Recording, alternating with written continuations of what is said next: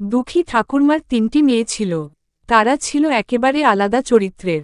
বড় মেয়ে রূপা ছিল খুবই দয়ালু, সবার উপকারে আসা তার কাজ ছিল। মাঝের মেয়ে মিনা ছিল খুবই খোঁচানো, কিছুতেই শান্তি পেত না।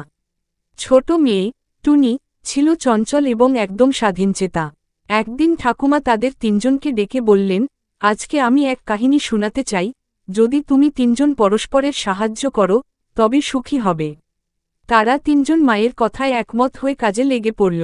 রূপা সবসময় বড়দের কাজে সাহায্য করত, মিনা মাঝে মাঝে চিৎকার চেঁচামেচি করত, কিন্তু টুনি সব সময় হাস্যরস করতে থাকত।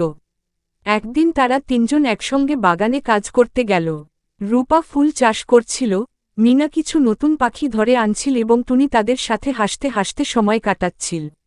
একটু পরে বৃষ্টি শুরু হয়ে গেল, তারা সবাই একসাথে আশ্রয় নিল।